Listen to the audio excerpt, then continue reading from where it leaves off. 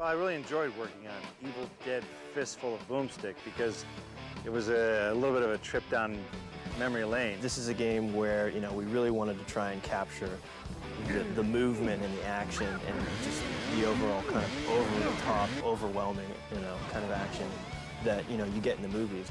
The Evil Dead Fistful of Boomstick is very similar to the trilogy as far as the campy, tongue-in-cheek type of comedy. Hey, how's that hole in your head feel? We've really tried to capture the franchise, and we've really tried to capture the license. And like I said, you know, the campy horror, the humor that's involved, and then just the sheer action of the movies is, I think, translates well into the game.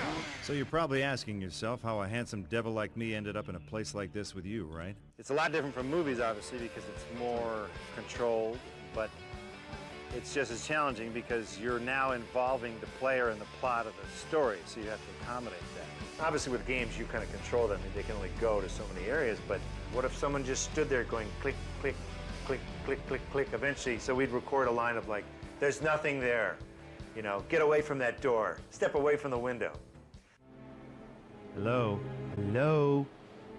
Hey, wake up and smell the corpses. I think Bruce is the special feature. Oh, please. There are so many Evil Dead fans out there, and the fact that Bruce is involved are going to make people, I think, want to go out and get this game. Bruce is a great guy. That hack wouldn't know the real Necronomicon from a roll of extra fluffy 2-ply. Sam loves complaining about my performance after the fact.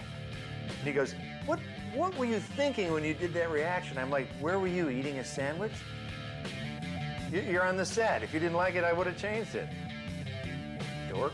He's really into the idea of, you know, continuing to be that action superhero, you know, and translating it into games, I think, is really neat for him to see himself in a game and, you know, to really see the legacy of Evil Dead being, you know, passed on now through games. This is just very entertaining, the fact that some cheeseball character from 1979 is running around on, you know, some guy's video shelf in 2003. What are we gonna do?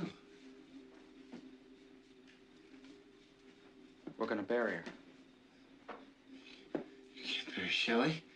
She's a friend of ours. And if you really love the movies, then it's going to be kind of cool to play his part. And I'm glad that he's still willing to work with us on these games. Why are you torturing me like this?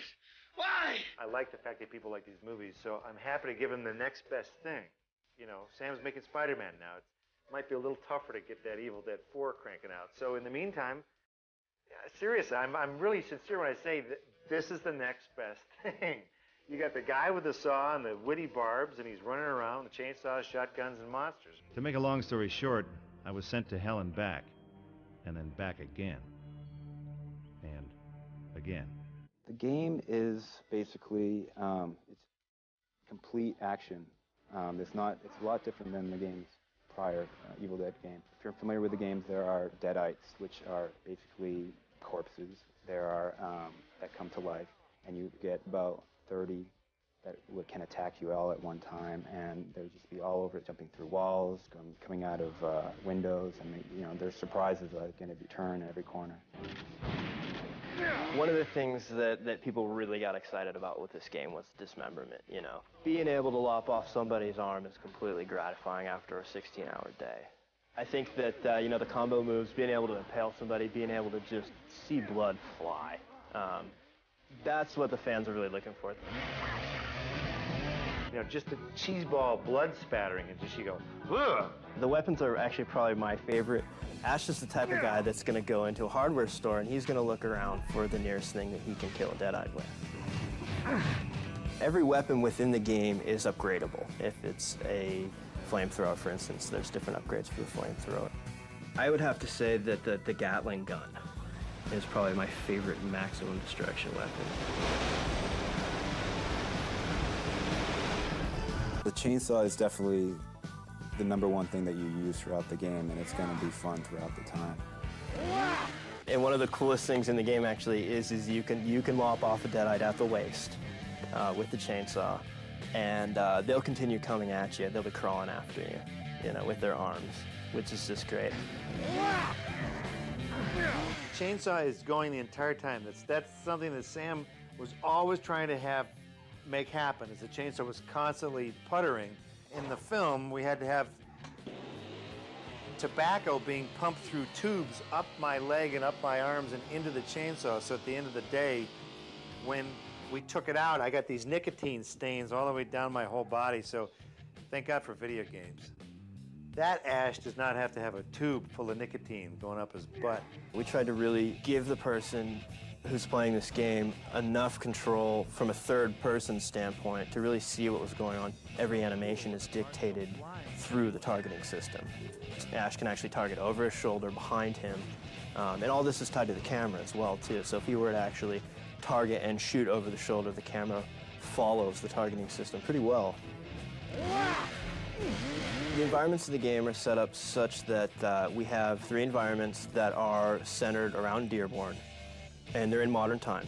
So we've centered, different areas within Dearborn, and then we actually have 3 other environments that are set in historical areas. We've got a colonial environment and a Civil War environment.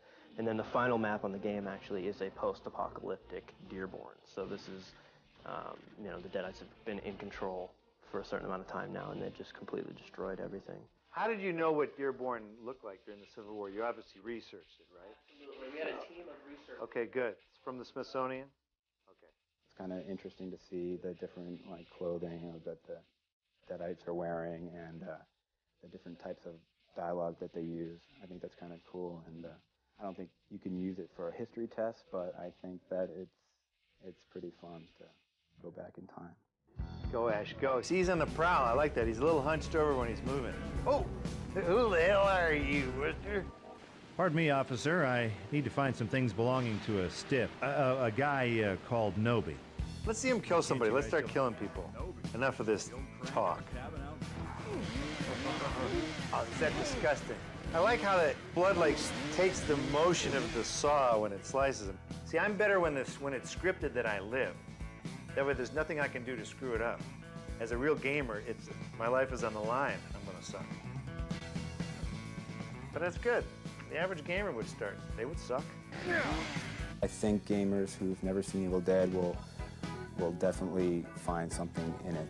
If they like violence, if they like puzzle solving, if they like just having a bunch of enemies or on screen at once, I think they'll like it. We've really given them as much of the gore and as much of the action, as much of the intensity of the movies as we had originally planned, and we really transferred a lot of that all the way through to the end. There's always the next game. I think everyone that works in production will admit that when they make a game, they see things that they would just love to throw into the next game. There's a lot of ideas floating around, and I think once we do have time to actually sit down and catch our breaths and get back to the drawing table, that there's a lot of extras that we would like to see go into the next one. We really just want to keep taking it to the next level. We really want to keep improving and really giving the gamers out there as much value as we can.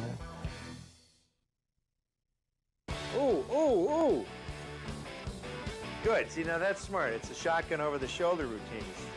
With a little flip in there. Yeah, now you're talking.